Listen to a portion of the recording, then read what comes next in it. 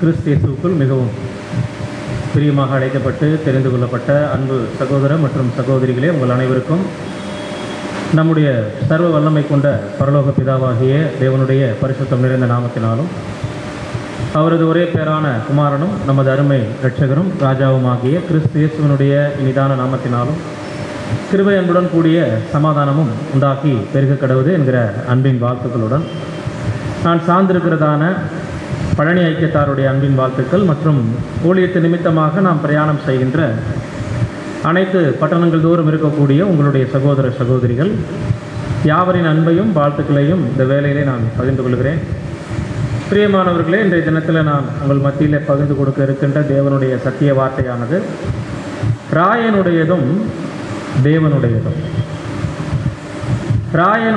தேவனுடையதும் எனக்கூடிய தலைப்பின் கீழாக மத்தேயு 22 அதிகாரம் 21 வசனத்தை ஆதாரமாக கொண்டு சற்று நேரம் நாம் தேவனுடைய சத்திய வார்த்தைகளை தியானிக்கலாம்.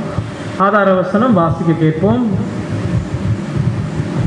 மத்தேயு 22 அதிகாரம் 21 வசனம். ராயனுடையது என்றார்கள். அதற்கு அவர், அப்படியானால் ராயனுடையதே ராயனுக்கும் தேவனுடையதே தேவனுக்கும் செலுத்துங்கள் என்றார். பிரியமானவர்களே, வேதபாரகர்கள், சதுசேயர்கள், பரிசேயர்கள் ஆண்டவரை குற்றப்படுத்தும் நோக்கத்தோடு நிறைய நேரங்களில் சில சூட்சமமான வார்த்தைகளை கையாள்வதை நம்ம பார்த்துருக்கோம். ரொம்ப தந்திரமாக அவரை போயிட்டு வார்த்தைகளே அகப்பட வைக்கணும், சிக்கலில் மாட்டி விடணும். அந்த மாதிரியான சில நோக்கங்களோடு நிறைய நேரங்களில் கேள்வி கேட்டிருக்கிறாங்க. அநேக கேள்விகளுக்கு ஆண்டவரும் அவங்களுடைய விஷயத்திலேயே அவங்கள மாதிரியே விஷயத்தை கையாண்டு அவங்களுடைய வாயை அடைச்சி அமுச்சு வச்சுருவார் இல்லைங்களா? ரொம்ப டேலண்ட்டாக அதை கர்த்தருங்க செய்வார். அப்படிப்பட்ட ஒரு சம்பவத்தில் கர்த்தர் பேசிட்ட வார்த்தை தான் இது. ராயனுடையதை ராயனுக்கும் தேவனுடையதை தேவனுக்கும் கொடுங்க. ராயனுக்கு வரி கொடுக்கறது சரியா அப்படின்னு சதுசேயரும் பரிசேயரும் என்ன பண்ணாங்கன்னா, தங்களுடைய சீசர்களையும் கொஞ்சம் ஏரோதியரையும் கூட கூப்பிட்டு போய் ஜனங்கள் மத்தியில் இப்போ ஒரு அரசுக்கு எதிராக மாற்றுறாங்க. ராயனுக்கு எதிரானவர் போல காட்டணும் அப்படிங்கிறதுக்காண்டி கிரிட்டிக்கலான ஒரு கேள்வி. ராயனுக்கு வரி கொடுக்கறத பற்றி நீங்கள் என்ன நினைக்கிறீங்க, சரியா தவறா அப்படின்னு கேட்கும்போது, உங்களுக்கு இப்போ என்ன பிரச்சனை, இந்த காயினை கொண்டு வாங்க, அதில் இருக்கக்கூடிய சுருவம் யாருதுன்னு கேட்குறாரு. ராயனுடையது. அப்போ ராயனுடையது ராயனுக்கும் தேவனுடையதை தேவனுக்கும் செலுத்துங்கள்னு ரொம்ப அழகாக அவங்களுடைய பாதையிலேயே போய் அவங்களுக்கு எளிமையான ஒரு பதில் கொடுத்தாங்க. இந்த வசனம் ஏராளமான நேரங்களில் நம்ம கண்களில் பட்டது. பெயர் சபைகளில் இருக்கும்போது நம்ம நிறையா படிச்சிருக்கிறோம் இல்லைங்களா? ஆனால் இது இன்றைய நாளில் நமக்கு ராயனுடையது அப்படின்னா என்ன, தேவனுடையது அப்படின்னா என்னன்னு சொல்லி நம்ம சற்று கூர்ந்து கவனிக்க நம்ம பார்க்கலாம். ஸ்லைடு கொஞ்சம் ஃபாலோ பண்ணிகிட்டே வாங்குறத ஸ்லைடு மாற்றிக்கோங்க. இப்போ ராயனுடையது அப்படின்னா என்ன, தேவனுடையது அப்படின்னா என்ன? அன்றைய நாட்களில் யூதர்கள் மத்தியில், ரோமர்கள் மத்தியில், வேதபாரகர்கள் மத்தியில் கர்த்தர் கொடுத்துட்ட அருமையான இந்த பதிலில் இருந்து தற்கால புது சிருஷ்டிகளாக இருக்கக்கூடிய நமக்கு என்ன பாடம்? ராயனுடையது என்பது எதை குறிக்கும், எந்த அளவு, அந்த ராயனுடையது அப்படின்ற விஷயம் எந்த லிமிட்டு, தேவனுடையதுன்னா என்ன, தேவனுக்கு நம்ம கொடுக்கக்கூடிய அந்த அளவு, அந்த லிமிட்டு எவ்வளவு?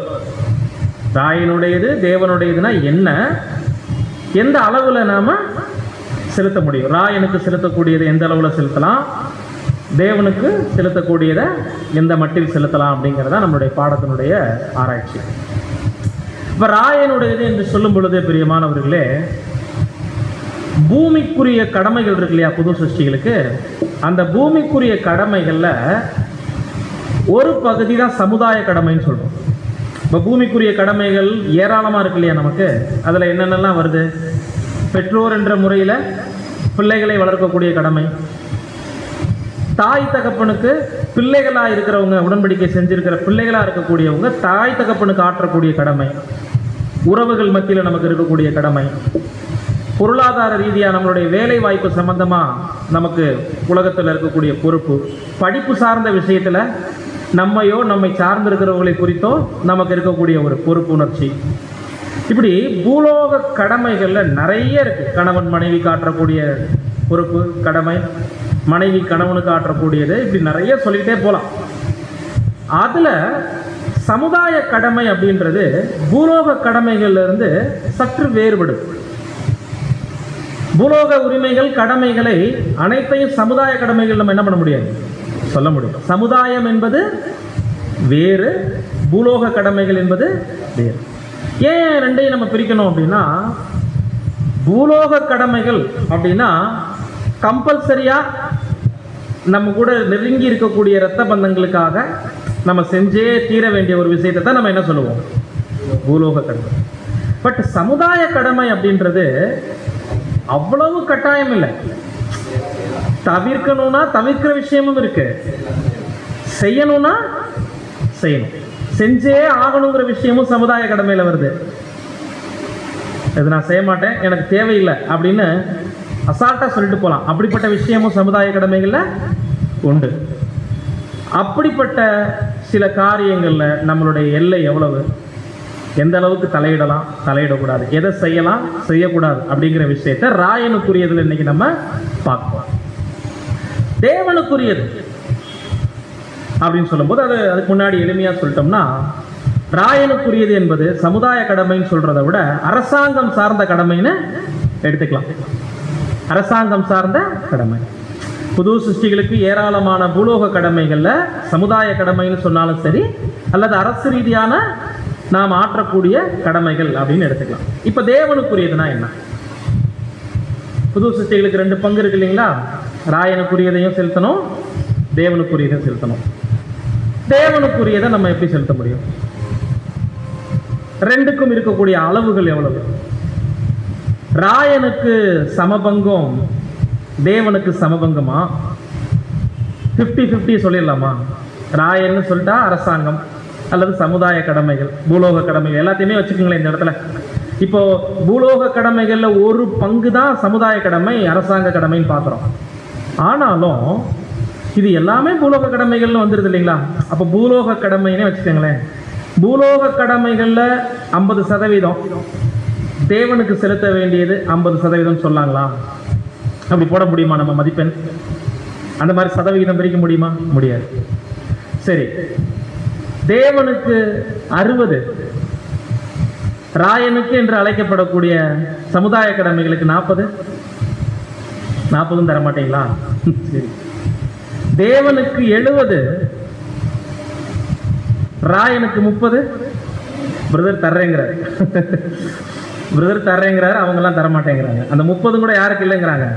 ராயனுக்கு இல்லைங்கிறாங்க. இப்போ பிரதர் 30 கொடுக்க ரெடி ஆகிக்கிறார். ஓகே, சரி, தேவனுக்கு 80, ராயனுக்கு 20. இது ஓரளவுக்கு நியாயமா இருக்கா? சரி, 90 தேவனுக்கு, 10 ராயனுக்கு, அல்லது நம்மளுடைய சமுதாய கடமைக்குனா இது ஓரளவு நியாயமா இருக்கா? நல்லா கவனிச்சு பார்த்தீங்கன்னா, உடன்படிக்கை வாழ்க்கையில் அன்புக்குரிய சகோதர சகோதரிகளே, நம்ம சதவிகிதம் போறதுக்கே வேலை இல்லை. பர்சன்டேஜே என்ன பண்ண முடியாதுங்க. ஏன் அப்படின்னு ஆதார வசனம் நம்ம எல்லா பாடங்கள்லையும் கம்பல்சரியா படிக்கிற ஒரு வசனம் இருக்கு. ரோமர் 12:1 வாசிங்க. ரோமர் 12:1. அப்படி இருக்க சகோதரரே, நீங்கள் உங்கள் சரீரங்களை பரிசுத்தமும் தேவனுக்கு பிரியமுமான ஜீவ பலியாக ஒப்புக் கொடுக்க வேண்டும் என்று தேவனுடைய இரக்கங்களை முன்னிட்டு உங்களை வேண்டிக் கொள்ளுகிறேன். இதுவே நீங்கள் செய்யத்தக்க புத்தியுள்ள ஆராதனை. பல பாடங்கள்ல, பல்வேறு கன்வென்ஷன்ல, நிறைய உடன்படிக்கையின் போது, நம்ம ஒவ்வொருத்தருடைய ஞானஸ்தானத்தின் போதும் படிச்சு ரொம்ப ரொம்ப ரொம்ப பரிச்சயமான, நம்ம வாழ்க்கையில மிக மிக முக்கியமான ஒரு வசன பகுதி, உடன்படிக்கையினுடைய ஒரு சாராம்சம், உடன்படிக்கையினுடைய முக்கியத்துவம் என்ன அப்படின்றத நமக்கு வெளியரங்கமாய் காண்பிக்கக்கூடிய ஒரு வசனம். இதுல ஏதாவது சதவிகிதம் இருக்கா? உங்கள் சரீரங்களை 90% தேவனுக்கும், ஒரு 20% உங்களுடைய மற்ற கடமைகளுக்கும் பிரிச்சுட்டு பகுத்துட்டு செய்யுங்க, இதுவே நீங்கள் செய்யத்தக்க புத்தியுள்ள ஆராதனைன்னு இருக்கா? உங்கள் சரீரங்களை 50% அல்லது 80% தேவனுக்கு கொடுங்க, 20% அப்படின்னு வந்திருந்தா பூலோக கடமைகள்ல, சமுதாய கடமைகள்ல 20 நமக்கு, 80 தேவனுக்கு. அதாவது நம்மளுடைய சமுதாய கடமைகள் ஆற்றுவதற்கு, பூலோக கடமைகள் ஆற்றுவதற்கு 20 பிரிச்சுக்கலாம். அந்த மாதிரி இல்லை. அப்ப இந்த வசனத்தின் அடிப்படையில் அர்ப்பணித்தவங்க எத்தனை சதவிகிதத்தையும் தேவனுக்கு கொடுத்துருக்கோம்னு அர்த்தம்? 100க்கு 100. அப்ப நமக்கு ஒரு கேள்வி எழலாம். அப்ப சமுதாயத்துல நமக்குன்னு ஒரு பாட்டு இருக்குல்ல, நமக்குன்னு ஒரு கடமை இருக்குல்ல, அதை செய்யாம நம்ம தேவனுடைய சித்தம் செஞ்சிட முடியுமா? எடுத்துக்காட்டு, நம்ம வேலைக்கு போனாதான் சாப்பாடுங்கிற நிர்பந்தத்துல இருந்துதான் தேவனுடைய ஊழியத்தை செய்யறோம். வேலைக்கு போகாம தேவனுக்கு மட்டுமே நம்மளுடைய நேரத்தை கொடுப்போம்னு நினைச்சோம்னா நம்ம சாப்பாடே சாப்பிட முடியாது இல்லைங்களா? அந்த மாதிரியான ஒரு சூழ்நிலை இருக்கு.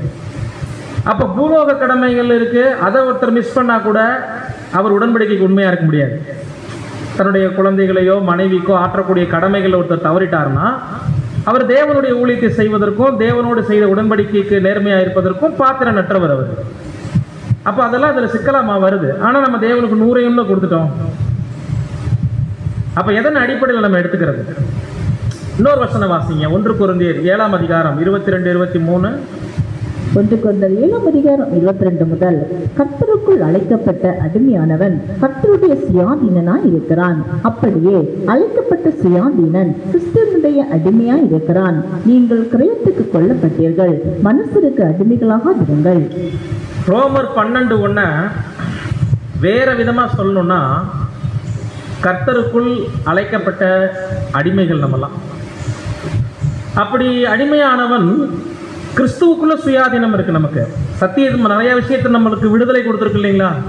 இன்னைக்கு உலக ஜனங்கள் மாதிரி பாரம்பரியத்திலையோ கட்டுக்கள்லையோ மூட பழக்க வழக்கங்கள்லையோ வேற்று கடவுள் நம்பிக்கைகள்லையோ விக்கிரக ஆராதனையிலையோ நம்ம இல்லை. ஏற்ற கால சத்தியத்தை அறிந்திருக்கக்கூடிய விடுதலை பெற்ற ஜனங்கள்ங்கும் போது கிறிஸ்துவுக்கு அடிமையா இருக்கிறோம். அதே நேரத்தில் ஒரு சுயாதீனம் கிடைச்சிருக்கு. மாயையிலையும் பொய்யிலையும் மூட பழக்க வழக்கங்கள்ல இருந்தும் தேவன் நம்மளை விடுவிச்சிருக்கிறார் என்பது அழைக்கப்பட்ட அடிமைக்கு கிடைச்சிட்ட ஒரு விடுதலை, சுயாதீனம். ஆனாலும் பல விஷயத்துல ரிலீஸ் பண்ணப்பட்டிருந்தாலும் தேவனுக்கு நம்ம அடிமைகள், கிறிஸ்துவுக்கு நம்ம அடிமைகள் என்பதும் மாறாது. ஏன்னா மாம்சத்தில் உயிரோடு இருக்கும் காலகட்டம் வரைக்கும் உடன்படிக்கை செய்துட்ட ஒவ்வொருவரும் தேவ சித்தம் மட்டுமே செய்யணும். சொந்த ஊழியம் செய்யறதுக்கு, சொந்த அலுவல்களை பார்ப்பதற்கு ரைட்ஸ் இல்லைங்கிறதான் கிரயத்துக்கு கொல்லப்பட்டீர்கள்னா என்ன அர்த்தம்னா, நம்மளை எல்லாரையும் ஒருத்தர் விலை கொடுத்து வாங்கிட்டாரு. நீங்கள் உங்களுடையவர்கள் அல்ல. அப்போ கிரயத்துக்கு கொல்லப்பட்டதுனால கிறிஸ்துவுக்கு அடிமையாயிட்டீங்க. என்னதான் சுயாதீனம் இருந்தாலும் சத்தியத்தில் இருக்கும். பட் தேவனுடைய ஊழியக்காரர்கள் என்ற பார்வையில் நம்ம ஒவ்வொருவரையும் கண்ணோக்கும் பொழுது கிரயத்துக்கு கொல்லப்பட்ட நம்ம எல்லாருமே இனி மனுஷ மார்க்கமாய் எதையும் யோசித்து சிந்திச்சு மனுஷர்களுக்கு அடிமையாக முடியாது. ஒவ்வொருவருமே கிறிஸ்துவுக்கு அடிமைகளாக இருக்கிறீங்க அப்படின்னு சொல்றதை நம்ம பார்க்கணும். அப்போ மனுஷருக்கு அடிமைகள் ஆகாதிருங்கள்ங்கிறத என்ன சொல்ல வர்றாரு? சத்தியம் ஒரு விடுதலை கொடுத்துருக்கு உங்களுக்கு. உங்க உடன்படிக்கையின் மூலம் தேவனே மறுபடியும் கிறிஸ்துவின் மூலம் உங்களை கிரயம் கொடுத்து வாங்கிட்டார். அவர் சிலுவையில சிந்தின ரத்தத்தினால நம்மளை விலை கொடுத்து வாங்கி சொந்த ரத்தத்தின் புண்ணியத்திலே கழுவி நம்மளை வச்சுக்கிட்டார், அவர்கிட்டயே வச்சுக்கிட்டார். இப்போ சமுதாய கடமையா இருக்கட்டும், பூலோக கடமையா இருக்கட்டும், பூமியில நம்ம வாழ்ந்து கொண்டிருக்கக்கூடிய இந்த காலகட்டத்தில் நாம எது செய்யணும்னாலும் சரி, நம்மளுடைய நேரம், நம்மளுடைய உடல்நலம், அறிவுத்திறன், செல்வம், செல்வாக்கு ஆகிய 5 தாளந்துகளுக்கு உட்பட்டு தான் எல்லாமே இருக்கும். இதை எடுத்து செலவு பண்ணுறதுக்கு யார் பர்மிஷன் வேணும்? இப்போ பாயிண்ட் புரியுதுங்களா? 100 தேவனுக்கு. ஏன்னா அடிமையிலா ஆக்கப்பட்டோம் உடன்படிக்கையின் போது. ஒரு சுயாதீனம் கிடைக்கிது சத்தியத்தில். ஆனால் ஊழியத்தின் நிமித்தம் கிறிஸ்துவுக்கே அடிமைகளாக தான் நம்ம இருக்கிறோம் மரண பரியந்தம். ஏன்னா அந்த மூடல், நீதியின் வஸ்திரத்தை தேவன் ஒருவேளை கிறிஸ்து மூலமாக நமக்கு கொடுத்துருக்கிறத ரிமூவ் பண்ணார்னா நம்ம தேவன் முன்னாடி நிற்கிறதுக்கு பாத்திரர்கள் அல்ல. பாவமும் மரணமும் மீண்டுமாக உலகத்தானை போல நமக்கு சூழ்ந்து கொள்ளும் இல்லைங்களா? அது அப்படிப்பட்ட ஒரு மரணம் வந்துச்சுன்னா அது 2ஆம் மரணம் இனிமேல் வந்துச்சுன்னா. அப்போ இந்த நீதியின் வஸ்திரம் நம்ம மேலே மூடப்பட்டிருக்கிற வரைக்கும் மட்டும்தான் நாம ஜீவன் உள்ளவர்கள். அப்போ அந்த வஸ்திரம் எடுத்துட்டா மரணம் வந்துடும் சொன்னாலே மரண பரியந்தம் கிறிஸ்துவுக்கு அடிமைகளாக இருந்தே தீரணும். குமாரனை உடையவன் ஜீவனை உடையவன், தேவனுடைய குமாரனை இல்லாதவன் ஜீவனை இல்லாதவன். இதுதான் நிர்பந்தம். நான் வேண்டான் வழி விலகி போகலாம், நமக்கு வாய்ப்பே இல்லை, முடியாது. நம்மளால கிறிஸ்துவுக்கு அடிமையா இருந்தே தீரணும். தேவனுக்கு அடிமையா இருந்தா மட்டும்தான் சாத்தியம். இப்படிப்பட்ட சூழல்ல தேவன் அந்த அளவுக்கு இரக்கம் இல்லாதவர் கிடையாது. நியாயம் இல்லாதவர் கிடையாது. 100% உடன்படிக்கை வாழ்க்கையில் நீங்கள் என்னுடைய சித்தத்தை செய்கிறீங்கிறதுனால பூலோகத்தில் உங்களுடைய நியாயமான எந்த கடமைகளையும் செய்யாதீங்க அப்படின்னு அவர் என்ன பண்ணுறதில்ல சொல்கிறது. ஏன்னா தங்களுடைய பிள்ளைகளுக்கு அத்தியாவசிய தேவைகள்னு ஒன்று இருக்குது, அவர்களுடைய சரீர தேவைகள்னு ஒன்று இருக்குது, உணவு தேவைகள்னு ஒன்று இருக்குது இல்லைங்களா? அன்றாடம் நம்மளுடைய அடிப்படை சில வேலைகள் இருக்கு இல்லையா, நமக்கு மாம்சத்துக்குன்னே சில வேலைகள் இருக்கு இல்லைங்களா? இதெல்லாம் எவ்வளவு நேரத்தை எடுத்துக்கும்னு அவருக்கு நல்லா தெரியும் இல்லையா? தூக்கம் இருக்கு முக்கியமாக, அதுதான் நம்ம லைஃப்பில் அதிகமாக செய்கிறோம். சாப்பிட்றத விட எதுக்கு நம்ம அதிக நேரத்தை கொடுக்குறோம்? உறக்கத்துக்கு. 24 மணி நேரத்தில் 3ல் 1 பங்கு தூக்கம் எடுத்துக்குதா இல்லைங்களா? இல்லைங்களா? 3 24 மேக்சிமம் 8 மணி நேரம் போட்டிங்கன்னா ஒரு நாளில் 3ல் 1 பங்கு தூக்கத்துக்கு போயிடுது. சாப்பாடு சாப்பிட்றதுக்கு ஒரு 1 மணி நேரம் வச்சுக்கோங்க, 3 நேரத்தையும் சேர்த்து. குளிக்க, பாத்ரூமுக்கு நம்ம நேரம் செலவு பண்ண, நம்மளுடைய அடிப்படை நம்ம ட்ரெஸ் எல்லாம் வாஷ் பண்ண, ப்ரஷ் பண்ண, இப்படி ஒரு 1 மணி நேரம் போயிடுதுன்னு வச்சுக்கோங்க. 10 மணி நேரம் போயிடுதுங்களா? மிச்சம் 14 மணி நேரம். அந்த 14 மணி நேரத்தில் ஒரு 8 மணி நேரம் உலகத்துக்கு போய் வேலை பார்த்துடுறோம். எந்த வேலையோ பார்க்குறோம், ஆனால் உலகத்துக்கு போயிடுறோம். மிச்சம் 8 தான் இருக்கு.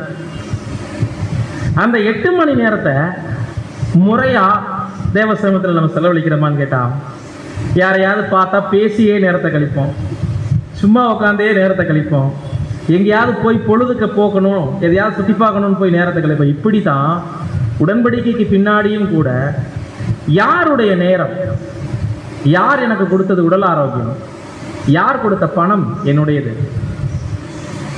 யார் கொடுத்த பலன் நான் இப்போ ஜீவனோடு இருக்கிறேன், என்னுடைய அறிவு, என்னுடைய படிப்பு எல்லாம் தேவன் கொடுத்தது. கிறிஸ்துவுக்குள் நான் தேவனால் கொல்லப்பட்ட அடிமையாக இருக்கிறேன். தேவன் கிறிஸ்து மூலமாக என்னை அடிமையாக்கிட்டாரு. இப்போ அவருடைய ஒவ்வொரு நேரத்தையும், அவருக்கு செலுத்த வேண்டிய ஒவ்வொரு கணத்தையும், கொடுக்கக்கூடிய சகலவிதமான நம்மளுடைய உடல் பலத்தையும், நம்மளுடைய அறிவாற்றல்களையும், நம்மளுடைய பொருளாதாரத்தையும் பர்மிஷனே இல்லாமல் மேக்சிமம் நம்ம இப்போ என்ன பண்ணிட்டு இருக்கிறோம்?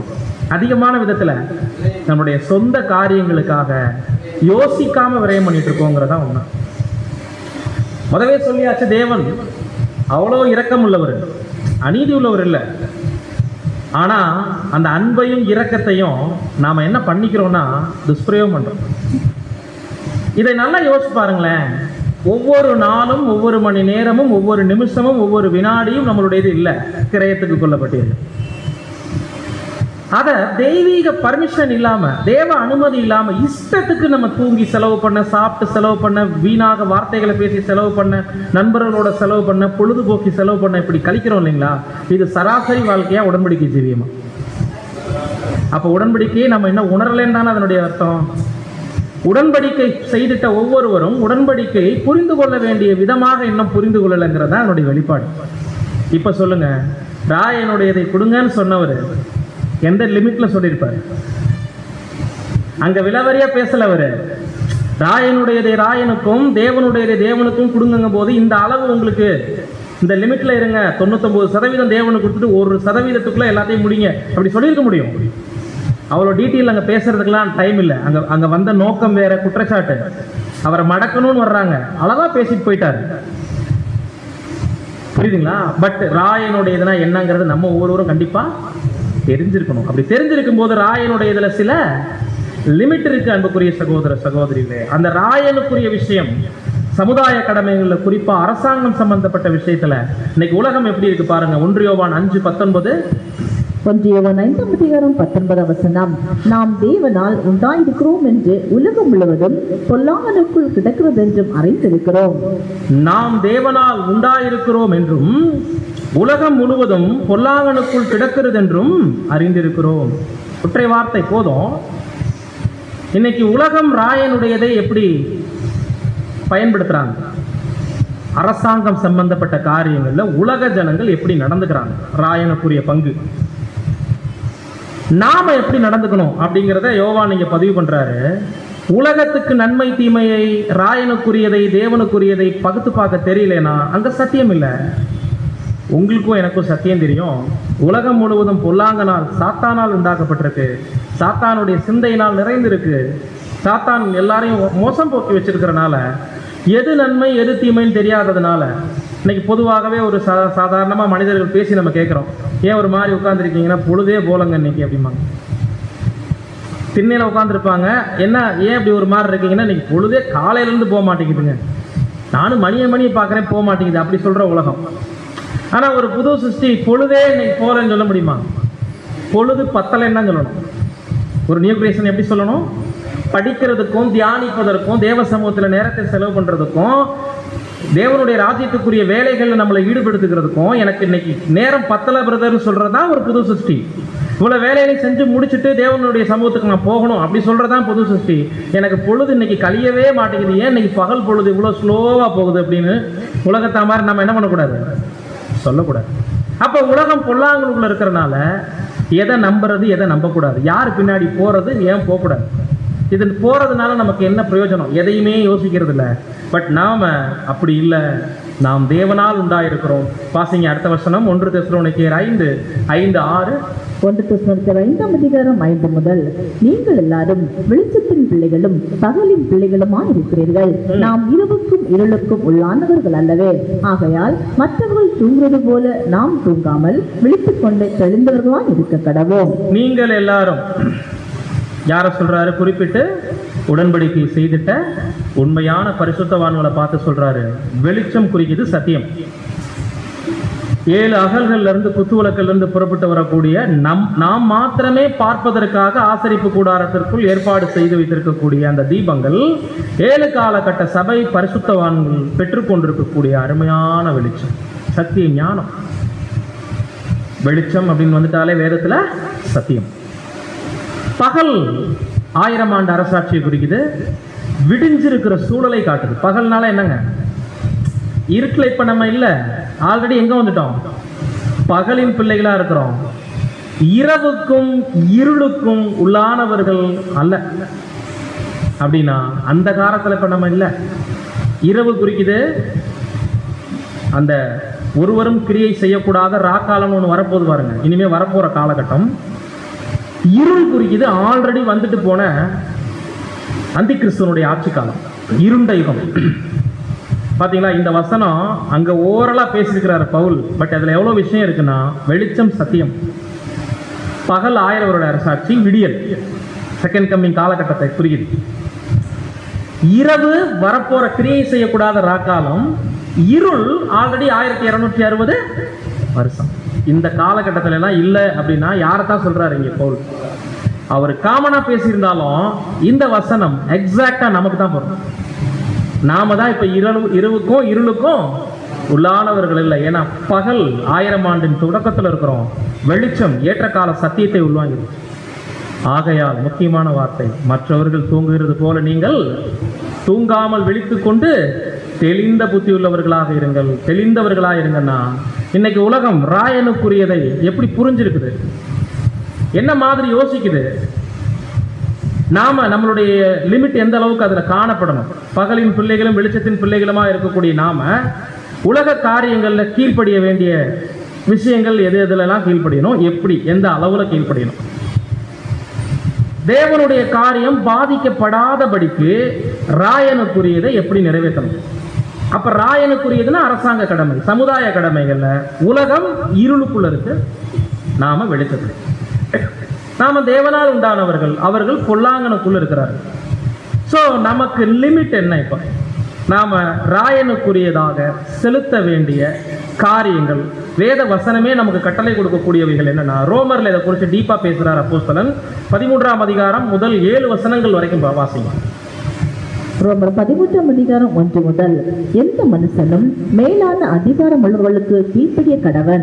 ஏனென்றால் தேவனாலே அன்றி ஒரு அதிகாரமும் இல்லை, உண்டாயிருக்கிற அதிகாரங்கள் தேவனாலே நியமிக்கப்பட்டிருக்கிறது. ஆதலால் அதிகாரத்திற்கு எதிர்த்து நிற்கிறவன் தேவனுடைய நியமத்திற்கு எதிர்த்து நிற்கிறான். அப்படி எதிர்த்து நிற்கிறவர்கள் தங்களுக்கு தாங்களே ஆக்கினையை வருவித்துக் கொள்கிறார்கள். ரொம்ப முக்கியமான வார்த்தைகள் ஆரம்பிக்கிறாரு. எந்த மனுஷனும் மேலான அதிகாரம் உள்ளவர்களுக்கு கீழ்ப்படிய கடவன். நான் நியூ கிரியேஷன், உலகத்தில் இருக்கக்கூடிய எந்த ஒரு கவர்மெண்ட் சர்வெண்ட்டையும் மதிக்க மாட்டேன். அவங்க பெரிய பெரிய போஸ்டிங் இருக்கட்டும், நான் அவங்களுக்கெல்லாம் அடங்கி நடக்கணுங்கிற அவசியம் இல்லை. நான் கிறிஸ்துவுக்குள் புது சிருஷ்டி அப்படின்னு நம்ம சொல்ல முடியாது. பவுலே கட்டளை கொடுக்கிறார், ஆண்டவருடைய வார்த்தைக்கு இசைவான வார்த்தை இது. ராயனுக்குரியதை ராயனுக்கும் தேவனுக்குரியதை தேவனுக்கும் கொடுங்கன்னு கர்த்தர் சொன்னதுக்கான விளக்கத்தை பவுலும் பேசியிருக்கிறார், பேதுருவும் பேசியிருக்கிறார். அதுல சொல்றாரு, புது சிருஷ்டியா இருக்கக்கூடிய நம்ம ஒவ்வொருத்தரும் மேலான அதிகாரம் ஒன்று இருந்துச்சுன்னா அதுக்கு முதல்ல ஒபே பண்ண கத்துக்கங்கன்னு ஆரம்பிக்கிறார். முக்கியமான பாயிண்ட். அப்படி நமக்கு மேல ஒரு ஓவர் ரூலிங் இருக்குன்னா, ஒரு அதிகாரம் இருக்குன்னா, அது தேவனை இல்லாமல் வர்றதுக்கு வாய்ப்பே இல்லை. நம்மளை ஆளுகை செய்யறதுக்கு உலகத்துல சில தலைவர்களை தேவன் நியமிக்கிறார்.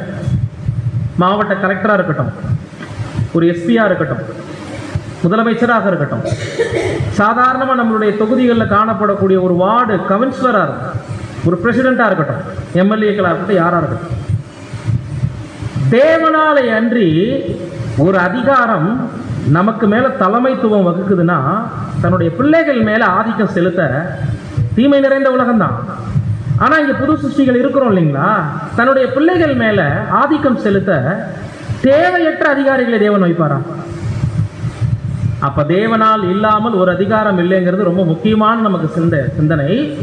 எல்லா அதிகாரங்களுமே உண்டாயிருக்கிற அனைத்துமே தேவனால் குறிப்பிட்ட வார்த்தையை கவனிங்க, அனுமதிக்கப்பட்டிருக்குன்னு சொல்லல, நியமிக்கப்பட்டு.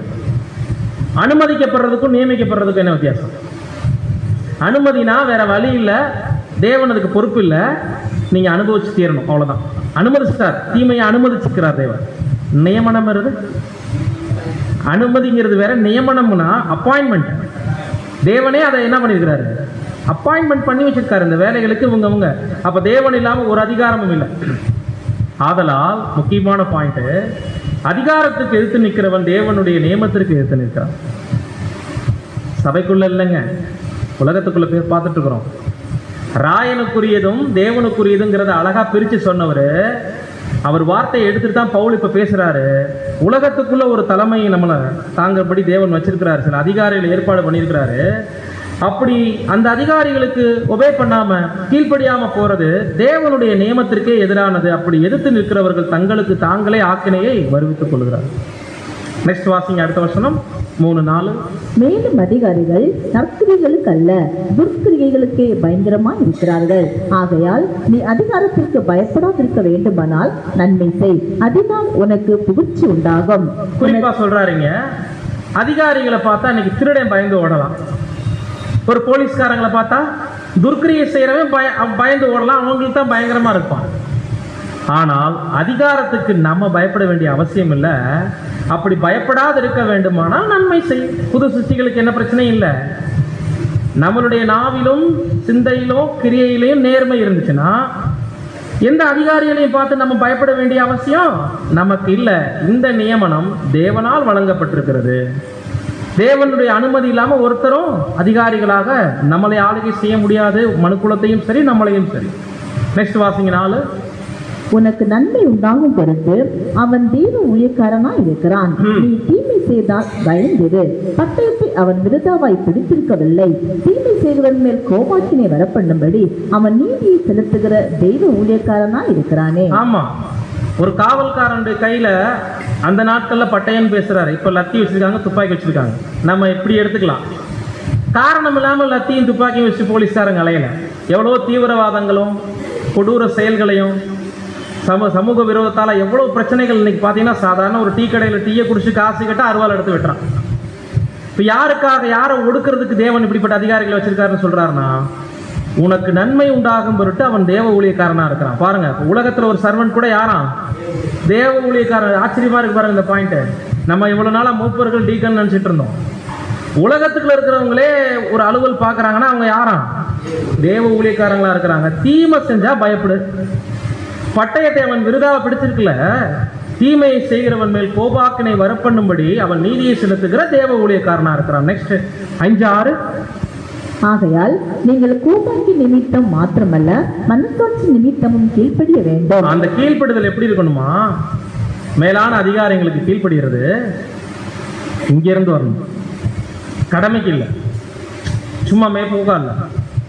உள்ளத்துக்குள்ள இருந்து ஒரு அதிகாரம் உருவாயிருக்குன்னா அது தேவனால் ஏற்படுத்தப்படுறது. இந்த மனுஷர்களுக்கு நம்ம உபயோக பண்றது கண்டிப்பா தேவன் நியமிச்சிருக்கிற ஒரு அதிகாரத்துக்கு நம்ம கட்டுப்படுறது.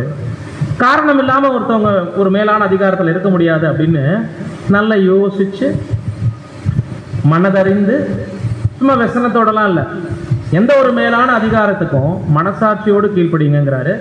நெக்ஸ்ட் 6வது வசனம். இதற்காகவே நீங்கள் வரியையும் கொடுக்கிறீர்கள், அவர்கள் இந்த வேலையை பார்த்து வருகிற தேவ ஊழியக்காரரா இருக்கிறார்களே. வரிக்கு வந்துட்டாரு பாருங்க. இப்ப ராயனுக்குரியதுல முக்கியமான பாயிண்ட் என்னங்க? வரி. ராயனுக்கு வரி கொடுக்கறத பத்தி நீங்க என்ன சொல்ல வர்றீங்க? அதான கேள்வி. இப்ப என்ன இங்க கொண்டு போய் விடுறாரு பவுல் நம்மள. இதற்காகவே வரியையும் கொடுக்குறீங்க, அவர்கள் இந்த வேலையை பார்த்து வருகிற தேவ ஊழியக்காரங்க. இப்ப நம்ம கிட்ட வீட்டு வரி கொலா வரின்னு வாங்குறவங்க யாருடைய ஊழியக்காரங்களாமா? அப்ப அதுல நம்ம தவறு பண்ணக்கூடாது. இந்த உலகத்துக்கு நான் வரி கொடுக்க மாட்டேன், இந்த ரோட்டு வரி கொலா வரி நிறைய சில கரண்ட் பில்லாம் கட்டாமலாம் விடுவாங்க. நிறைய சில மூட பழக்க வழக்கங்களுக்கு எதிர்த்து நிற்கிறது வேற, ஆனா அரசு சார்ந்த சில விஷயங்களை எதிர்த்து நிற்கிறது வேற. கோயிலுக்கு வரி கொடுக்கணும்னு நம்ம முடியாதுன்னு சொல்லலாம், நம்ம சாமி இல்லை, நமக்கு தேவையில்லை, இது வைராக்கியம். அதே நேரத்தில் ஒரு நம்ம வீட்டு வரி குழாய் வரி கரண்ட் பில்லு போன்ற விஷயங்கள்லாம் நமக்கு தேவையான ஒன்று, அதை வாங்கி தான் அரசாங்கம் நடத்துகிறோம். அரசாங்கத்தை நடத்தக்கூடிய அதிகாரி இந்த வரி பணத்தை வச்சு தான் என்ன பண்ணுறான், நடத்துகிறான். ஸோ இது கடமைகளில் ஒன்றா மாறுது இல்லைங்களா? அப்போ அதுதான், இதுக்காகத்தான் வரியும் கொடுக்குறீங்க. வரிகளை வாங்கி சில நன்மைகளை செய்யக்கூடிய தேவ ஊழியக்காரனாக தான் தேவன் அவங்களெல்லாம் வச்சிருக்கிறாரு. முக்கியமான வசனம் 7. ஆகையால் யாவருக்கும் செலுத்த வேண்டிய கடமைகளை செலுத்துங்கள். எவனுக்கும் வரியை செலுத்த வேண்டியதோ அவனுக்கு வரியையும், எவனுக்கு தீர்வையை செலுத்த வேண்டியதோ அவனுக்கு தீர்வையும் செலுத்துங்கள். எவனுக்கு பயப்பட வேண்டியதோ அவனுக்கு பயப்படுங்கள். எவனை கனம் பண்ண வேண்டியதோ அவனை கனம் பண்ணுங்கள். ஃபுல் டீடைல் கொடுத்துறாருங்க. ஆகையால் யாவருக்கும் செலுத்த வேண்டிய கடமைகளை செலுத்துங்க. யாருக்கு வரியை செலுத்தணுமோ அவனுக்கு வரியை கொடுங்க, எவனுக்கு தீர்வையை செலுத்தணுமோ அவனுக்கு தீர்வையை செலுத்துங்க, யாருக்கு பயப்படணுமோ அவங்களுக்கு பயப்படுங்க, எவனை கனம் பண்ண வேண்டியதோ அவனை கனம் பண்ண. நம்மளே ஒரு மினிஸ்டர் பார்க்குறோம், நம்மள அறியாம கை போகுதா இல்லையா? அப்படி அது நமது விக்கிரக ஆராதனை பண்ணிட்டோம்னு அர்த்தமா? சமுதாயத்தில் தேவன் அவர்களை வைத்திருக்கக்கூடிய பொறுப்பின் நிலை. நம்ம அந்த கட்சியை சார்ந்தவங்க கிடையாது, பட் அந்த மேலான அதிகாரம் யாரால் உண்டாயிருக்கு? அதான் பேதுரு இன்னொரு இடத்துல சொல்லும்போது, எல்லாருக்கும் கனம் பண்ணுங்க, எல்லாரையும் கனம் பண்ணுங்க, மேலான அதிகாரத்துக்கு கீழ்ப்படிங்க, ராஜாவை கனம் பண்ணுங்கன்னு டைரக்டா சொல்லுவார்.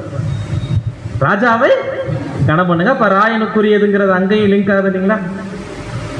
ராஜாவை கனம் பண்ணுங்க டைரக்டாவே சொல்லுவார். பவுலே இவ்வளவு விவரமா பேசிட்டனால நம்ம பேதுருடைய வார்த்தையை வாசிக்கல. ஸோ இதுதான் சமுதாய கடமைகள். அந்த சமுதாய கடமை எதுக்குள்ள வருது? பூலோக கடமைகள்ல ஒண்ணு. பூலோகத்துக்குள் நமக்கு இருக்கக்கூடிய பல்வேறு கடமைகள்ல சமுதாய கடமைகள் என்பது அரசாங்கம் சார்ந்தது. அதை தான் ராயனுக்குரியதுன்னு நம்ம சொல்றோம். அப்போ பூலோக கடமைகள்ல இதெல்லாம் நம்மளுடைய அளவு, இதெல்லாம் செஞ்சே ஆகணும். இவங்கெல்லாம் தேவனால் நியமிக்கப்பட்டவங்க. எந்த அளவுல? ஏன்னா பூலோக கடமைகள் பல இருக்கு.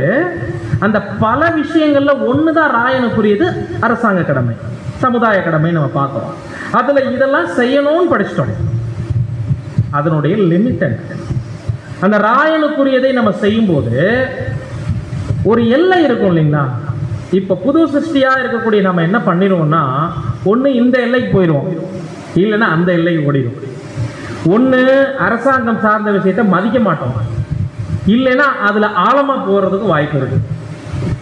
புரியுதுங்களா? எந்த இடத்துக்கு வர்றோம் உங்களுக்கு புரியுதா? எல்லாரும் போன வாரம் என்ன மீட் பண்ணோம்?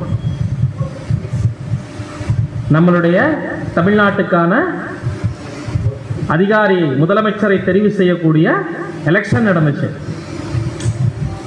அனைத்து சகோதர சகோதரிகளும் இதுல குழப்பம் உடையவங்களா இருக்கிறத தான் பார்க்க முடியுது. இந்த எலெக்ஷனை நம்ம என்ன பார்வையில பார்க்கணும், நம்மளுடைய ஈடுபாடு ராயனுக்குரிய விஷயத்துல எவ்வளவு இருக்கணும், எந்த அளவுக்கு இருக்கக்கூடாது, எந்த லெவல்ல போகணும், எந்த லெவல்ல போகக்கூடாதுங்கிற நிறைய குழப்பங்கள் எல்லா சகோதர சகோதரிகளும் வாயிலையும் கேட்கிற ஒரே வார்த்தை, பிரதர் நம்ம ஓட்டு போடலாமா கூடாதா?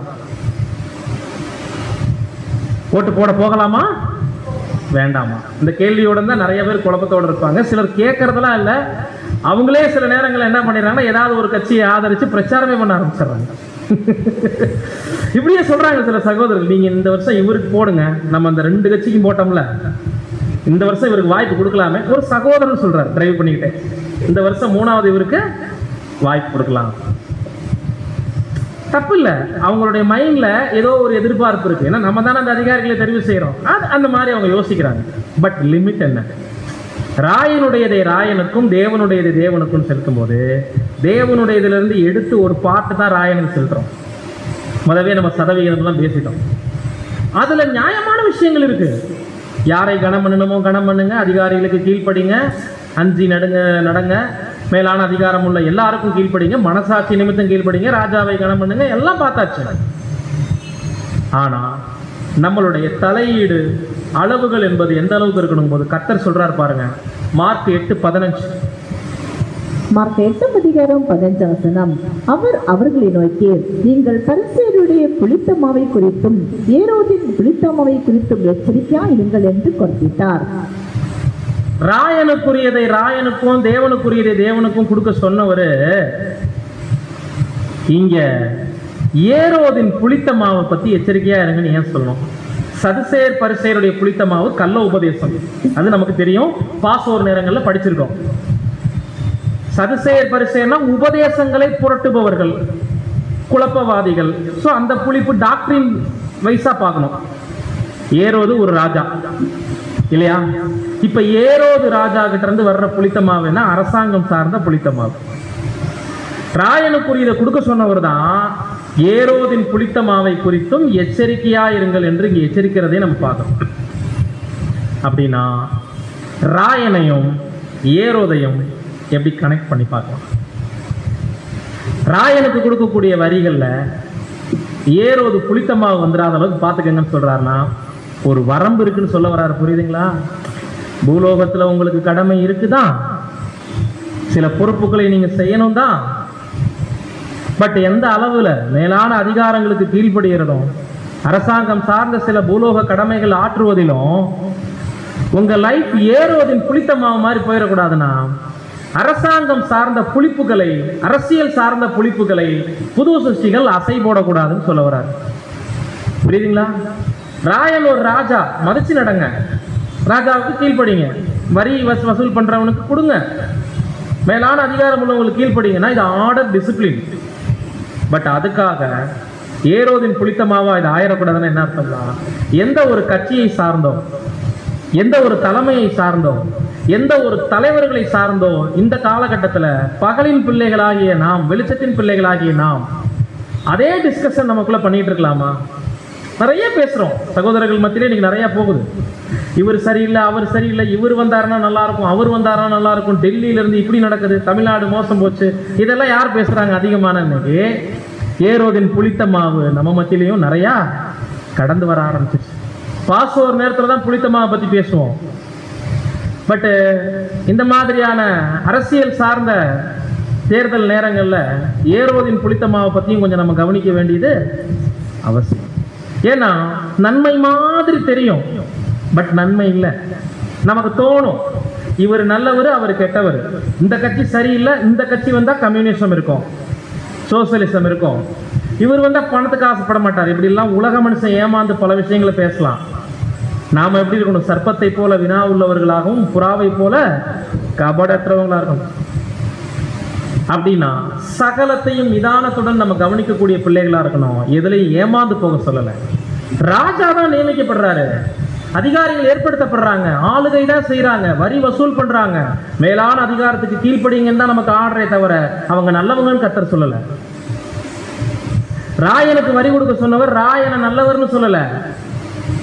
எல்லா அதிகாரிகளுக்கும் கீழ்ப்படிங்க, லத்தியை வச்சிருக்கிறவனுக்கும் கத்தியை வச்சிருக்கிறவனுக்கும் கூட ஒபே பண்ணுங்கன்னு சொன்ன பவுல் அவர்கள் நல்லவங்கன்னு சொல்லலையே. அதை நம்ம நோட் பண்ணணும். அப்ப புது சிருஷ்டி பகலின் பிள்ளைகளும் வெளிச்சத்தின் பிள்ளைகளுமா இருக்கிறவங்க போது நம்மளுடைய லிமிட் என்னங்க?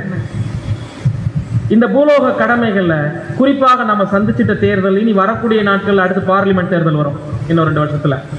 இந்த மாதிரி நேரங்கள் எல்லாம் நம்மளுடைய ஈடுபாடு, தலையீடு எந்த அளவுல இருக்கலாம்? அதற்கு 7ஆம் தூதனுடைய வார்த்தைகள் வேத வசனத்திற்கு இசைவாக என்ன சொல்லுகிறது என்று நம்ம வாசிக்கலாம். புது சிருஷ்டி 6வது வால்யூம்ல 792 இருந்து 94 வரைக்கும் நம்ம வாசிக்க போறோம். கொஞ்சம் சத்தமா வாசிக்க. மனுஷனுக்கு மரியாதை செலுத்துதல், அவர்களுடைய குணத்திற்காக அல்லது உத்தியோகத்திற்காக அவர்களை மதித்தல், சட்டங்களுக்கு கீழ்ப்படிதல் ஆகியவை உலக அரசாங்க காரியங்களில் பங்கு பெறுவது என்று அர்த்தமாகாது. நம்ம படிக்கிறதுக்கு முன்னாடியே உங்களுக்கு சொல்லிட்டோம், மனுஷருக்கு மரியாதை கொடுக்கறது, அவங்களுக்கு கீழ்ப்படிஞ்சு நடக்கிறது, சட்ட திட்டங்களை மதிக்கிறதெல்லாம் ஒருபோதும் என்னவா ஆகாதான்? அரசாங்க காரியங்கள்ல பங்கெடுக்கிறோங்கிற அர்த்தமா ஆகாது.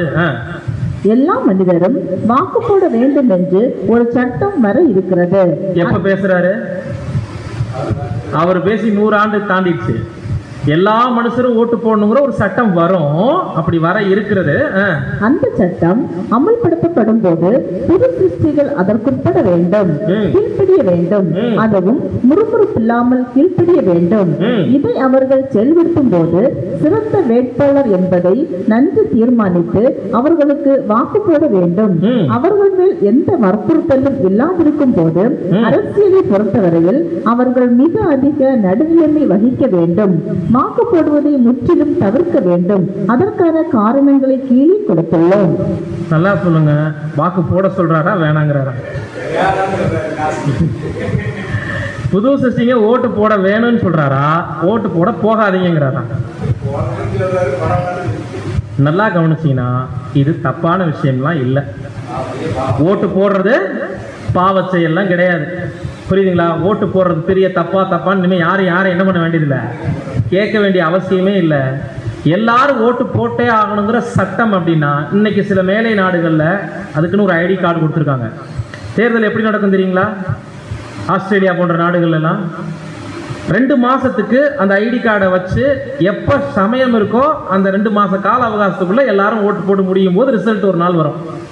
நமக்கு மாதிரி ஒரே நாளில் போய் எல்லாரும் பூத்தில் நிற்கிறதுலாம் கிடையாது. சில தேசங்களில் அந்த ஐடி கார்டை வச்சு இவங்க போய் ஒரு மிஷினில் போட்டு வந்துடுவாங்க. சமயம் கிடைக்கும் போது இப்படி கம்ப்ளீட் ஆக 2 மந்த் ஆகுமா? நம்மளை விட ரொம்ப ஜனத்தது கம்மி. அங்கே கம்பல்.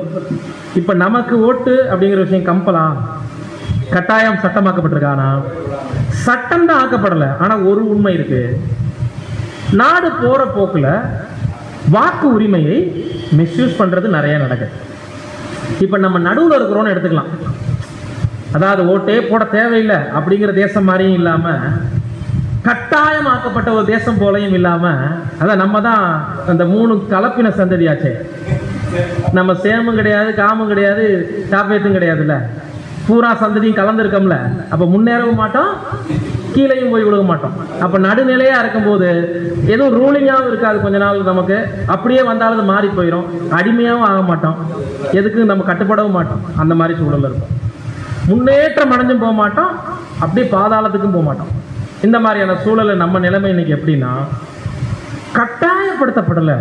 பட் எந்த இடத்துக்கு வந்துட்டோம்னா 100% வாக்கு பதிவாகணும், அப்பதான் தவறான அரசியல்வாதிகள் வரமாட்டாங்க, தயவு செஞ்சு போங்க உங்க உரிமையை இழந்துடாதீங்கன்னு நிர்பந்திக்கிற இடத்துக்கு வந்திருக்கோம்.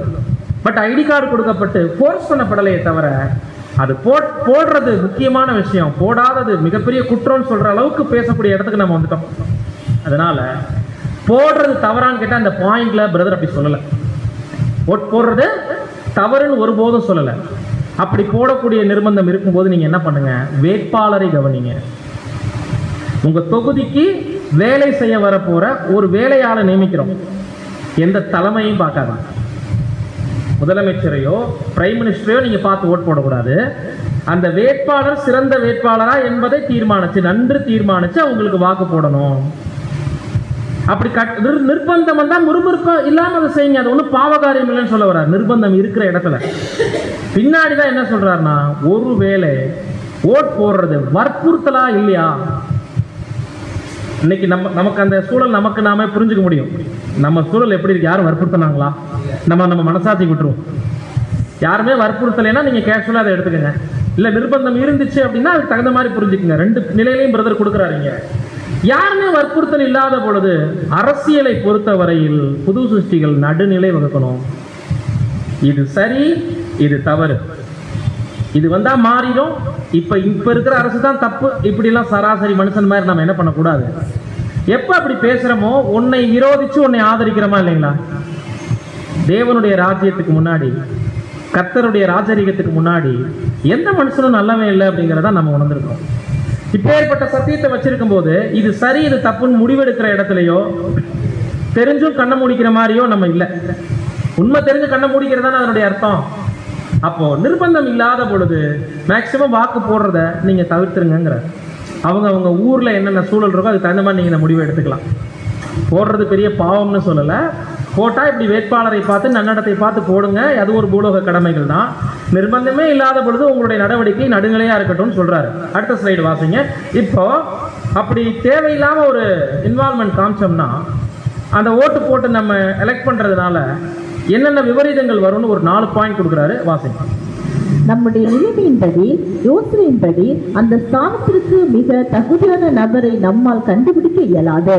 தேர்தலில் எப்படியும் நம்முடைய வாக்குகள் தேர்தல் முடிவுகளில் குறிப்பிடத்தகுந்த மாற்றத்தை ஏற்படுத்த போவதில்லை. வாக்கு போடாம இருந்துருங்க நிர்பந்தம் இல்லைனா அப்படிங்கிறதுக்கான நியாயமான சில விஷயங்களை சொல்றாரு. நம்முடைய நிலையின்படி, யோசனையின்படி அந்த ஸ்தானத்திற்கு முதல்ல தகுதியான நபரை நம்மளால கண்டுபிடிக்கவே முடியாது.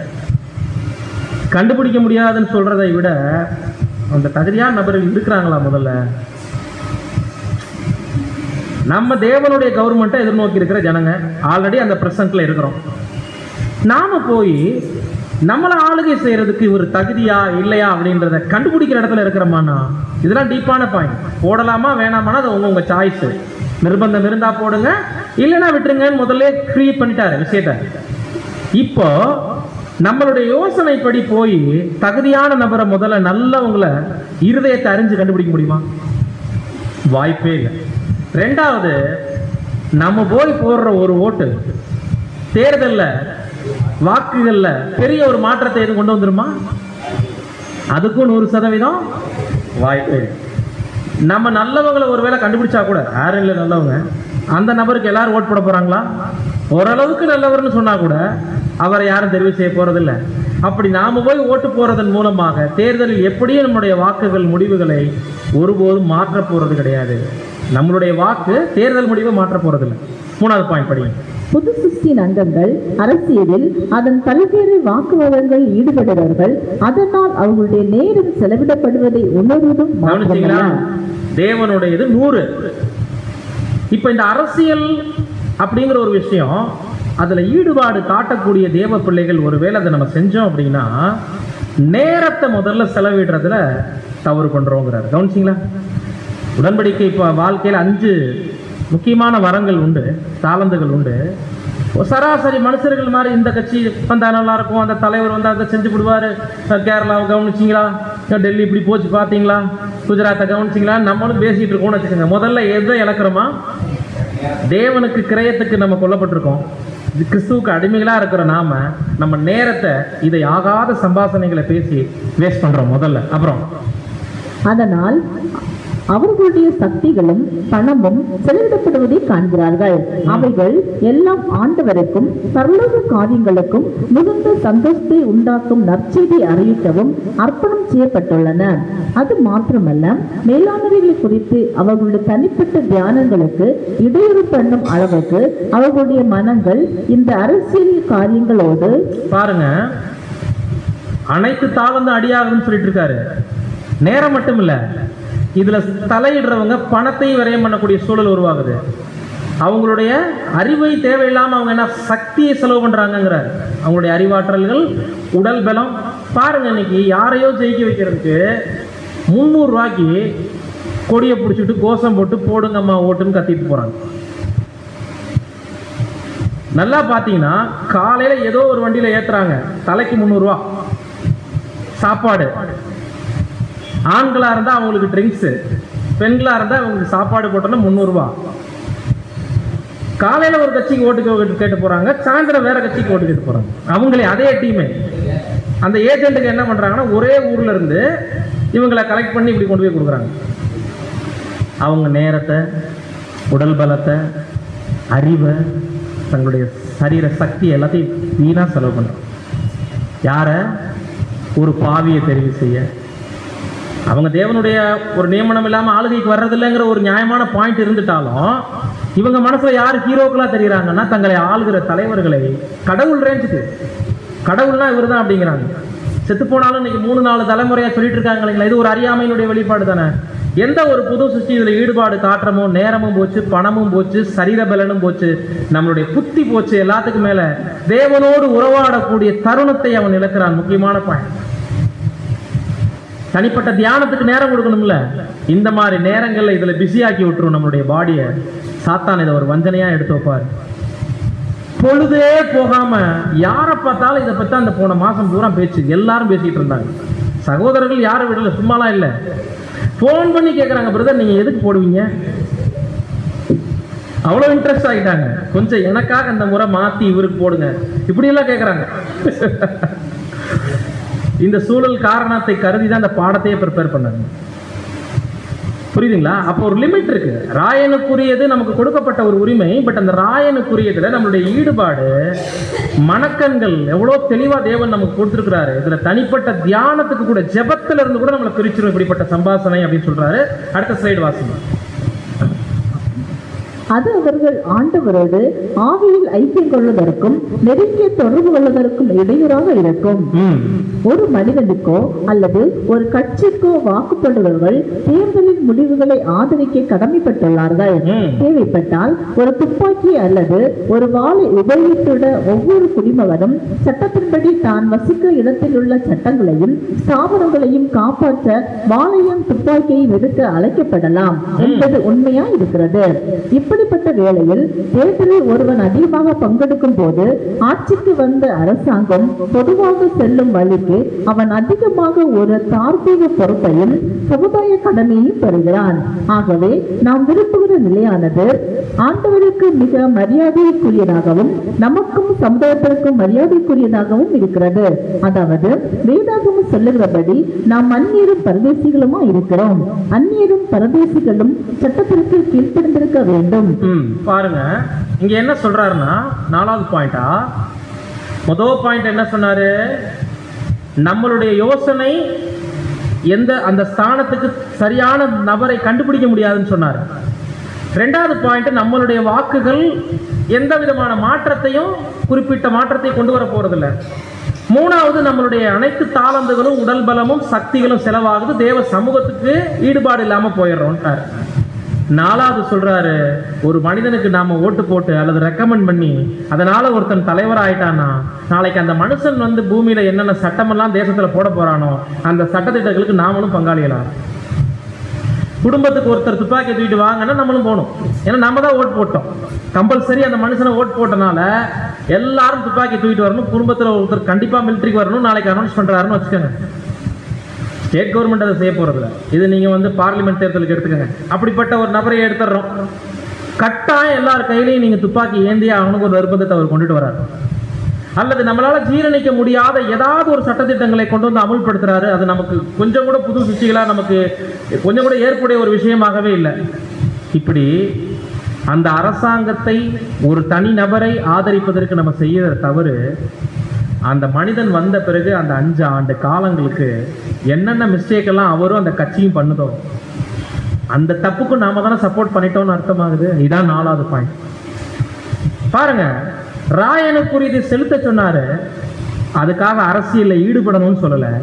சொன்னவர் ஒருபோதும் ஏரோது கூடயோ ராயன் கூடயோ சதுசேயர் பரிசேயர் கூடயோ ஃப்ரெண்ட்ஷிப் வச்சிருக்கல. இவ்வளவு கடமைப்பா, இந்த காயன்ல என்ன இருக்கு, ராயன் இருக்கிறாரா, அவருக்கு செலுத்துக்கன்னு சொல்லிட்டாரு. பட் ராயனுக்கு பின்னாடி போங்க, ஏரோதுக்கு பின்னாடி கோஷம் போடுங்கன்னு ஒருபோதும் கத்துக் கொடுக்கல. ஏரோதின் புளித்தமாவை குறித்து எச்சரிக்கையா இருங்க. குறிப்பா அருமையான பாயிண்ட் இந்த ஸ்லைட்ல ஃபைனல்ல நம்ம பார்க்கிறோம். அந்நியரும் பரதேசியும் பூமியில் எப்படி இருப்பாங்கன்னா, ராஜாவை தெரிவு செய்யற உரிமை அவங்களுக்கு இல்லை. இந்த ராஜா வந்தா சரி பண்ணிடுவாரு. இப்ப இருக்கிற ராஜா தப்பானவர்னு ஒரு அந்நியரும் பரதேசியும் பேசிட்டு இருப்பானா, அந்த தேசத்துல அவனை குடியிருக்கிற விட்டதே பெரிய விஷயம். அவன் சாப்பிடுவான், தூங்குவான், எந்திரிப்பான், மற்றவங்க கிட்ட வேலை செய்வான், அடிமையா இருப்பான். பூமி வாடகை வீடு. இங்கே அந்நியரும் பரதேசிலுமா சுத்தி தெரியக்கூடிய நாம நிரந்தரமான ஒரு அரசனை தெரிவு செய்யக்கூடிய ரைட்ஸ் நமக்கு இருக்கா? இல்ல. அப்படிதான் சொல்றார். அடுத்த ஸ்லைடு வாசிங்க. கரெக்ட் தான். அந்நியரும் பரதேசிகளும் சட்டப்படி வரி செலுத்த வேண்டும். அது போலத்தான் நாமும் இருக்கிறோம். சட்டப்படி வரி செலுத்தலாம், அந்த லிமிட் நமக்கும் இருக்கு. அந்நியரும் பரதேசிகளும் சட்டங்களுக்கு கீழாக பாதுகாப்பை தேடலாம். அது போலத்தான் நாமும் இருக்கிறோம். அரசாங்கம் ஒரு பாதுகாப்பான ஒரு சூழலை நமக்கு ஏற்படுத்துது. மருத்துவ காப்பீடு, இலவசமான சில சட்டத்திட்டங்கள்லாம் கொண்டு வராங்க. நமக்கு தேவையான விஷயங்கள், பள்ளி கல்லூரி சம்பந்தப்பட்டது, படிப்பு கடன், இந்த மாதிரி விஷயங்கள், வங்கி கடன்லாம் நம்ம கொடுக்குறாங்க. இது ராயனுக்குரியது. பட் இதுக்காகலாம் இதெல்லாம் ஒரு அந்நியனுக்கும் அந்த அந்த தேசத்தில் இருக்கக்கூடிய குடியுரிமை உள்ளவனுக்கும் அந்நியனுக்கும் சமமானது. பாதுகாப்பான விஷயம், சாப்பாடு, நம்ம சாப்பிடக்கூடிய விஷயம், தங்கும் இடம், இதெல்லாம் காமன். இது நமக்கு கண்டிப்பா கிடைக்கும். நம்ம முயற்சி பண்ணாலும் பண்ணலைனாலும் தேவன் நமக்கு ஆசீர்வதிப்பார். இதுக்காக ஒரு அரசியல் அமைப்பை சார்ந்திருக்கணுங்கிற அவசியம் இல்லை. படிங்க. அந்நியரும் பரதேசிகளும் தங்களுடைய ராஜாவுக்கு எதிராக சண்டை போட வேண்டும் என்று வற்புறுத்தப்பட்டதாக எண்ண மாட்டார்கள். ஆமா, தேசத்துல புரட்சி உண்டாயிருச்சு, வாங்க ராஜாக்கு எதிராக போலான்னு அப்படி 4 பேர் கூப்பிட வேண்டிய அவசியம் யாருக்கு இல்லைன்னா அந்நியருக்கும் பரதேசிக்கும் இல்லை. ஒட்டியும் ஒட்டாமையும் இருக்கணுங்கிறார், அவ்வளவுதான். தண்ணியில நீந்தணும், மூழ்கிடக்கூடாது. ஸோ இந்த உலகம் தண்ணி, புது சிருஷ்டிகள் எப்படி இருக்கணும்? ராயனுக்குரியதை செலுத்தணும், தண்ணீர்ல நீந்தணும், மூழ்கிடக்கூடாது. உலகம் தண்ணி போல ஆபத்தானது, அழிவுக்கு உட்படுத்தக்கூடிய தண்ணி மாதிரி. இதை கடந்து போகும் பொழுது சில பூலோக கடமைகள், சமுதாய கடமைகள் அவசியம். பட் அதனுடைய லிமிட் என்னன்னா, ஜாஸ்தி எதையும் சார்ந்திட வேண்டாம். ஜாஸ்திங்கிறத விட முற்றிலும் தேவையற்ற அரசியல் அமைப்புகள்ல நம்ம தலையிடவே கூடாது. அவர்கள் அங்கீகரித்த விசுவாசம் தொடக்க நிலையானது. நாமும் கூட கூடுமானவரை அதே நிலையில் இருக்க விரும்புவோம். ஏனென்றால் நாம் இருளின் அந்தகாரத்தினின்று விடுதலையாக்கப்பட்டு தமது அன்பின் குமாரனுடைய ராஜ்யத்திற்கு உட்படுத்தப்பட்டுள்ளோம். இப்ப ஒரு குடியுரிமை இல்லாத அந்நியன் அந்த தேசத்துல குடியிருப்பான். அவனுக்கு ஒரு தொடக்க நிலை விசுவாசம் தான் இருக்கும்.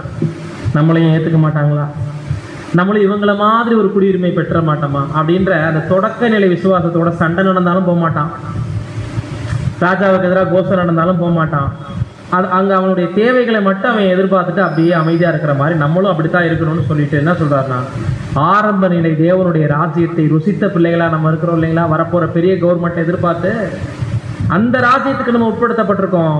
இருளின் அதிகாரத்திற்கு உட்படுத்தவர்கள் நாம இல்ல. முக்கியமான பாயிண்ட் லாஸ்ட் லைன் தான், வாசிங்க. நாம் மகாராஜாவின் பிரஜைகள் இல்லையா?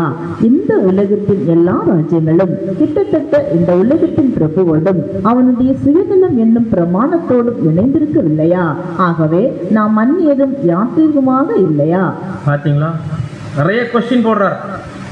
நாம மகாராஜாவின் பிரஜைகள் இல்லையா அப்படின்னா புரியுதுல்ல, நமக்கெல்லாம் தெரியும்ல அப்படி நினைப்பூட்டுறார்.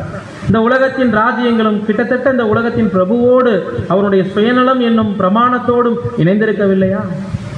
மனுஷனுடைய எல்லா எதிர்பார்ப்புகளும் நம்பிக்கையும், ஒரு மனுஷன் இன்னொரு மனுஷன் மேல வைக்கிற நம்பிக்கை ஒன்று பணத்துக்கு இருக்கும், இல்லைன்னா பதவிக்கு இருக்கும். இதை ஒரு புது சிருஷ்டிகள் முதல்ல தெளிவாக கண்டுபிடிக்கணும். ஆமா, இவர் வந்தா நல்லா பண்ணிடுவார்ல, அந்த ஆமா கூட போட்டுறாதீங்க.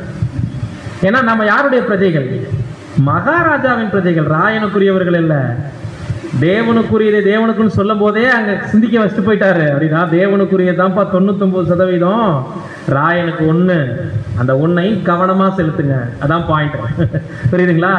நம்ம கிரயத்துக்கு கொடுத்துட்டோம், முற்றிலும் நம்ம உடன்படிக்கை வாழ்க்கை அவருக்கு போயிடுச்சு. அப்படி இருக்கும்போது வர இருக்கிற தேவனுடைய ராஜ்யம் கண்ணுக்கு தெரிகிற பாகத்தை விசுவாசிக்கக்கூடிய நாம எவ்வளவு கேர்ஃபுல்லா இருக்கணும். மகாராஜாவை விரும்பக்கூடிய நாம அந்நீரும் பரதேசிகளுக்கும் என்ன லிமிட் இருக்குமோ அந்த லிமிட் தான் பூலோக கடமைகள், நமக்கும் குறிப்பா அந்த சமுதாய கடமைகள். அப்ப நம்ம கேட்கலாம், அப்படி இவ்வளவு தூரம் லிமிட் சொன்ன தேவன் ஏன் சில அதிகாரிகளுக்கு கீழே நம்மளை வைக்கணும்? ஏன் சில ராஜாக்கள் கையில் நம்மளை ஒப்பு கொடுக்கணும்? மன்னராட்சி அனுமதிக்கப்பட்டுச்சு இல்லையா? கம்யூனிசம் வந்துச்சு இல்லைங்களா? இப்ப ஜனநாயகம் வந்திருக்கு இல்லையா? ஏன் இதிலெல்லாம் நீங்க கரைபடாம பாதுகாத்துக்குங்கன்னு ஏராளமான வசனங்கள் ஆண்டவரும் அப்போஸ்தலரும் நமக்கு பேசியிருக்காங்க. பட் இதெல்லாம் ஒன்றும் இல்லாமல் போற அரசாங்கமாக இருக்கும் பொழுது, இதில் நம்ம ஈடுபாடு காட்டக்கூடாது என்று எச்சரிக்கப்படும் பொழுது, இவைகளின் மீது தேவன் ஏன் இந்த அளவுக்கு அனுமதி கொடுத்து அவர்களுக்கும் உபயோக பண்ணுங்க நம்மளையே வச்சிருக்காரு? மேலான அதிகாரம் உள்ளவர்கள்னு ஏன் சொல்லணும்? அந்த ராஜாக்கள் அவங்களுக்கும் கீழ்ப்படிங்கன்னு ஏன் சொல்லணும்? அந்த அதிகாரிகளை நீங்கள் வணங்குங்கன்னு ஏன் சொல்லணும்? கட்டுப்படுங்க, வரி கொடுங்க ஏன் சொல்லணும்? எதுத்தே நம்ம நிற்கலாமே, நம்ம தான் தேவனுடைய பிரஜைகளாச்சே. அப்படின்னா அந்த உண்மை அவங்களுக்கு தெரியாது. தேவன் அனுமதி கொடுத்துருக்கிறார் சில காலகட்டம். பாருங்க, முதல் சிதேக்கியா வீழ்ச்சிக்கு பிறகு ராஜ்யம் புரஜாதி தேசத்துக்கு யாருக்கு போச்சு? முதல் அரசன் யாரு? நேபுகாத்நேச்சார். பாபிலோனுடைய சாம்ராஜ்யம் ஆரம்பிச்சு. அன்றிலிருந்து புரஜாதியாருடைய ஆட்சி காலம் தொடங்குச்சு. எப்ப முடிவுக்கு வந்துச்சு? 1914 புரஜாதியாருடைய ஆட்சி காலம் நிறைவடைந்து சபை முடிஞ்சிரும் பிரதர் எதிர்பார்த்தார் அந்த டைம்ல. பட் முதலாம் உலக போர் மூலமாக புரஜாதியாருடைய ஆட்சி காலம் முடிவடைந்தது. அதுக்கு முன்னாடி வரைக்கும் இஸ்ரேலுடைய சிம்மாசனம் கர்த்தருடைய சிங்காசனம் என்று அழைக்கப்பட்டது. தாவீது 40 வருஷம் கர்த்தருடைய சிங்காசனத்திலே ராஜ்யபாரம் பண்ணினான். அதுக்கு முன்னாடி சவுல் 40 வருஷம் ராஜ்யபாரம் பண்ணான். சாலமோன் 40 வருஷம் யாருடைய சிங்காசனத்துல? கர்த்தருடைய சிங்காசனத்தில். யூதர்களுக்குள் ராஜாக்களாக சிங்காசனத்துல அமர்ந்த அனைவருக்குமே கர்த்தருடைய சிங்காசனத்துல உட்கார்ந்தாங்கன்னு இருக்கும். முதல் முறையா புறஜாதி அரசனுக்கு போச்சு. நேபுகாத்நேச்சார் வந்து பிடிச்சார் சிதேக்கியாவை அரெஸ்ட் பண்ணும்போது அந்த புறஜாதிக்கு அனுமதி கொடுக்கப்பட்டது. ஏன்? இஸ்ரேல் ஜனங்களுக்கே ராஜாவை கேட்கும் பொழுது அவன் உங்களை இருமாப்பா ஆளுகை செய்வான் வேண்டான்னு சொன்னார் தேவன். ஆனாலும் ஜனங்களுடைய நிர்பந்தத்தினால சவுலை முதல்ல அபிஷேகம் பண்ணார் இல்லைங்களா? அப்ப தேவனுக்கு எதுவும் தெரியலையா? ராஜாக்களையும் அதிகாரிகளையும் இன்னைக்கு முதலமைச்சர்களையும் பிரைம் மினிஸ்டரையும் நம்ம மேல ஏற்படுத்துறது தவறுன்னு தேவனுக்கு தெரியாதா? ஒரு மனிதன் இன்னொரு மனிதனை ஆளுகை செய்தால் அது எவ்வளவு தப்பா இருக்குங்கிறது எல்லாருக்குமே தெரியும், எல்லாருக்குமே புரியணும். தேவனுக்கு நன்றாக தெரியும், மனுஷனுக்கு புரிய வைக்கணும். அதற்காக தேவனுடைய கண்ணுக்கு தெரிகிற ராஜ்யம் வர்ற வரைக்கும் சில மிருகங்களை நம்ம மேல அனுமதிச்சிருக்கிறார். அவ்வளவுதான். உலக பார்வையில் இவங்கெல்லாம் ராஜாக்கள் தானே. தேவனுடைய பார்வையில பாபிலோனிய சாம்ராஜ்யம் சிங்கமா மாறிச்சு. பொன் தலை தானியேலுக்கு காட்டும் போது அதே ராஜாவுக்கு காட்டும் போது பொன்னான தலை, அடுத்து வெண்கலம், அப்படி வரிசையா உலோகங்கள் வருது, வெள்ளி, இரும்புன்னு. தானியேலுக்கு காட்டுறாரு, அது தேவனுடைய பார்வையில இவங்கெல்லாம் மிருகங்க. சிங்கம், கரடி, சிறுத்தை, அடுத்து வித்தியாசமான மிருகம் வரும். ரொம்ப கெடியும் பயங்கரமா இருக்கு. புரியுதுன்னா? தெய்வீக பார்வை என்னென்ன? மனுஷனை ஆளுகை செய்கிற அனுமதியின் காலகட்டம் மிருக குணம் படைத்த மனிதர்களால் மக்கள் அனுபவப்படணும். தேவனுடைய ராஜ்யம் வந்து எல்லாரும் விரும்பப்படத்தக்க ராஜா வரும்போது ஜனங்களுக்கு அந்த வித்தியாசம் தெரியணும். நம்ம இவ்வளவு நாளா தேவையற்ற மனிதர்களை தலைவர்கள் நினைத்து கோஷம் போட்டோமே, வாழ்கன்னு கத்தனமே, பணத்தை வாங்கிட்டு ஓட்டு போட்டோமே, தேவையில்லாம ஒரு கட்சிக்கு போஸ்டர் ஓட்டணுமே, 300 ரூபாய் 200 ரூபாய் பணத்துக்காக பின்னாடி போனமேங்கிறத ஜனங்கள் உணரும் பொழுது தேவனுடைய ராஜ்யம் எவ்வளவு இனிமையானதுங்கிறத அன்னைக்கு ஃபீல் பண்ணுவாங்க. அதுக்காக தான் என்ன பண்ணியிருக்கிறாரு பாருங்க. நீதிமொழிகள் 28:15. நீதிமொழிகள் 28:15. 7 ஜனங்களை ஆளும் துஷ்ட அதிகாரி கர்ச்சிக்கும் சிங்கத்திற்கும் அலம்பி திரிகிற கரடிக்கும் ஒப்பாய் இருக்கிறான். நமக்கு தான் வெள்ளை சட்டை போட்டவங்க. தேவனுடைய பார்வையில ஏழை ஜனங்களை ஆளுகை செய்யறவங்க யாரா இருக்காங்களாம்? துஷ்ட அதிகாரின்ட்டார் ஒரே வார்த்தையில. அவன் எப்படி இருக்கானா? கர்ச்சிக்கிற சிங்கத்துக்கும் அலைந்து திரிகிற கரடிக்கும் ஒப்பா இருக்கிறான். கவனிச்சிங்களா? இவங்களுக்கு தான் பார்த்தா அப்படி. இன்னைக்கு கட்சி தலைவர்கள்லாம் தங்களை சிங்கம், புலி, சிறுத்தைன்னு தானே அழைச்சிக்கிறாங்க. அதுல அவங்களே ஒத்துக்கிறாங்க. பாத்தீங்களா? நாங்க மனுஷன் இல்லைன்னு. பாத்தீங்களா? இன்னைக்கு எந்த கட்சிக்காவது மனுஷனுடைய ஐக்கான் இருக்கா? இல்ல. சிங்கம், புலி, சிறுத்தை புறம் மிருகங்களா தான் தூக்கிட்டு வராங்க. கொடிகள்ல யானை, அது இதுன்னு. என்ன சொல்ல வர்றாங்கன்னா, இருதயம் இல்லாத மனிதருக்கு மிருகங்கள். இருதயம் இல்லாத. வசனம் தெளிவா சொல்லுது. ஏழை ஜனங்களை ஒருத்தன் ஆளுகை செய்யறானா அவன் துஷ்ட அதிகாரி. அவன் யாரா இருக்கிறான்னா கர்ஜிக்கிற சிங்கம். சிந்திக்காது. அலைந்து திரிகிற கரடி இறையை எப்படி அணைச்சு கொள்ளும், அந்த மாதிரி இன்னைக்கு 1000 ரூபாயை கொடுத்துட்டு 5 வருஷத்துக்கு அணைச்சு கொள்ளுவாங்க. ஒரு ஓட்டுக்கு 1000 ரூபாய், சில இடங்கள்ல 5000 ரூபாய், சில இடங்கள்ல 10,000 ரூபாய் தெரியுங்களா? கொடுத்துட்டு ஓட்டு போட்ட பின்னாடி 5 வருஷத்துக்கு கரடி இறைய எடுக்கும் பாருங்க. மூச்சு திணற அடிச்சு கொன்னு சாப்பிடும் பாருங்க. ஒரு 1000 ரூபாயை கொடுத்துட்டு மூச்சு திணற 5 வருஷத்துக்கு மக்களை அடிச்சு சாப்பிடுற கரடிக்கு ஒப்பா இருக்கிறான் பாருங்க. அதே மாதிரி நமக்கு தெரிஞ்ச வசனம் தான் ஆமோஸ் 5:18-19. ஆமோஸ் 5:18-19. கர்த்தருடைய நாளை விரும்புகளுக்கு ஐயோ, அதனால் உங்களுக்கு என்ன உண்டு? கர்த்தருடைய நாள் வெளிச்சமா இராமல் அந்தகாரமா இருக்கும். கர்த்தருடைய நாள் 1000 ஆண்டு ஆசீர்வாதமாக இருக்கும் அப்படிங்கிற எதிர்பார்ப்பை மட்டும் வைக்காதீங்க. அந்த நாளை எதிர்நோக்கி பார்த்தீங்கன்னா ஆரம்ப நிலை வெளிச்சமா இருக்காது, ரொம்ப அந்தகாரமா இருக்குன்னா மகாபத்திரம் வரைக்கும். கண்ணுக்கு தெரிகிற தேவனுடைய ராஜ்யத்துக்கு அப்புறம் தான் பிளஸிங். இப்ப பிளஸிங் இருந்துட்டாலும் தீமை தான் அதிகமா இருக்கும் மகாபத்திரம் முடிகிற வரைக்கும்.